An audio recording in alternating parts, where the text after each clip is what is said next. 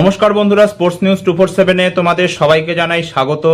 তো আজ মুম্বাইয়ের ওয়াংখেড়ে স্টেডিয়ামে মুম্বাই ইন্ডিয়ান্স আর কলকাতা নাইট রাইডার্সের মধ্যে কিন্তু ম্যাচ অনুষ্ঠিত হতে চলেছে।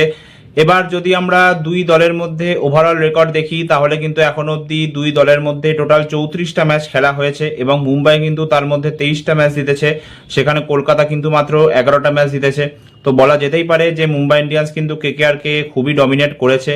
তবে কেকেআর এর জন্য দুটো ভালো খবর আছে। একটা হচ্ছে যে লাস্টের যে 5টা ম্যাচ হয়েছে দুই দলের মধ্যে, সেখানে কিন্তু কেকেআর 3টে ম্যাচ জিতেছে এবং মুম্বাই ইন্ডিয়ান্স মাত্র 2খানা ম্যাচ জিতেছে। এবং 2012 সালের পর থেকে কিন্তু আইপিএল এর ইতিহাসে কখনো মুম্বাই ইন্ডিয়ান্স প্রথম ম্যাচ জিততে পারেনি। তো কেকেআর ফ্যানেরা যাই হোক আশা রাখতেই পারে এই জন্য যে কেকেআর হয়তো জিততে চলেছে, বাকি তো যে ভালো খেলবে সেই জিতবে। তো চলো বেশি দেরি না করে এই ভিডিওতে আমরা জেনে নিই যে কেকেআর আর এমআই এর বেস্ট প্লেইং 11 কি হতে পারে এই ম্যাচের জন্য।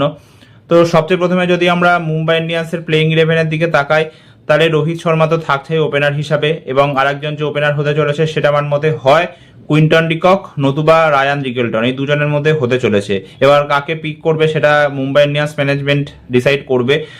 তোমাদের মধ্যে কাকে পিক করা উচিত দুজনের মধ্যে সেটা কমেন্ট করে জানাতে ভুলবে না। দুজনে খুবই কোয়ালিটি প্লেয়ার, দুজনেই উইকেট কিপার আছে। আচ্ছা, 3 নম্বরে আমার মধ্যে সূর্য কুমার যাদব খেলতে চলেছে, 4 নম্বরে তিলক ভার্মা থাকছে, 5 নম্বরে নমন থিরকে আমি রাখছি, 6 নম্বরে ক্যাপ্টেন হার্দিক পান্ডিয়া, 7 নম্বরে উইল জ্যাক্স, 8 নম্বরে মিচেল সান্টনার নিউজিল্যান্ডের অলরাউন্ডার, 9 নম্বরে দীপক চাহার, তারপরে ট্রেন্ট বোল্ট, আর 11 নম্বরে কিন্তু আমি রাখছি জসপ্রীত বুমরাকে। আর ইম্প্যাক্ট প্লেয়ার হিসাবে যদি আমি রাখি তাহলে আমার মতে মায়াঙ্ক মার্কান্ডে নয়তো অশ্বানী কুমার, এই দুজনের মধ্যে কিন্তু একজন খেলতে চলেছে। আমি মায়াঙ্ক মার্কান্ডেকে প্রেফার করবো, সেটা এই কারণে কারণ অলরেডি 3টে পেসার মুম্বাই ইন্ডিয়ান্স দলে রয়েছে, দীপক চাহার আছে, বুমরা আছে আর বোল্ট আছে। তো একটা স্পিনার মেনলি হচ্ছে এখানে মিচেল সান্টনার, তো সেই জন্য আমি যাকে বলে মায়াঙ্ক মার্কান্ডেকে কিন্তু পিক করতে চলেছি। অন্যদিকে কেকেআর এর বেস্ট প্লেইং 11-এর দিকে যদি তাকাই তাহলে আমার মতে ওপেনার্স যারা হতে চলেছে সেটা হচ্ছে ফিন অ্যালেন এবং তার সাথে সুনীল নারায়ণ হতে পারে। সুনীল নারায়ণকে দিয়ে যাকে বলে কেকেআর ম্যানেজমেন্ট ওপেন করালো। 3 নম্বরে আমি রাখছি ক্যাপ্টেন আজিঙ্কিয়া রাহানেকে, 4 নম্বরে অস্ট্রেলিয়ার অলরাউন্ডার ক্যামেরন গ্রিনের থেকে কিন্তু হাই এক্সপেকটেশনস রয়েছে, 25 কোটি টাকা দিয়ে কেনা হয়েছে। তো আশা রাখি ক্যামেরন গ্রিন যেন ভালো পারফর্ম করতে পারে। 5 নম্বরে আমি আঙ্ক্রিশ রঘুবংশীকে রাখছি, আঙ্ক্রিশ রঘুবংশী উইকেট কিপিংও করে দিতে পারে, তো সেই জন্য অসুবিধা হবে না, কিপিং এর ইস্যুটা হবে না।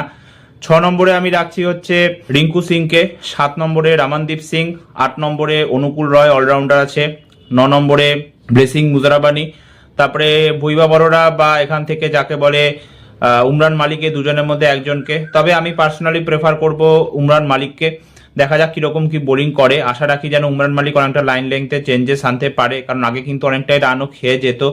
আর তার সাথে 11 নম্বরে আমি বরুণ চক্রবর্তীকে রাখছি, আর ইম্প্যাক্ট প্লেয়ার হিসাবে কিন্তু আমি রাখতে চলেছি যাকে বলে মনীষ পান্ডেকে। আশা রাখি যেন মনীষ পান্ডে খুব ভালো ব্যাটিং করে দিতে পারে। তো এই হচ্ছে আমার মতে কেকেআর আর এমআই দলের বেস্ট প্লেইং 11। তো তোমরা আমার এই প্লেইং 11-এর সাথে সহমত কিনা সেটা কমেন্ট করে জানাতে ভুলবে না। তোমাদের মতে এই দুই দলের বেস্ট প্লেইং 11 কি হতে পারে সেটাও কমেন্ট করে জানাতে ভুলবে না।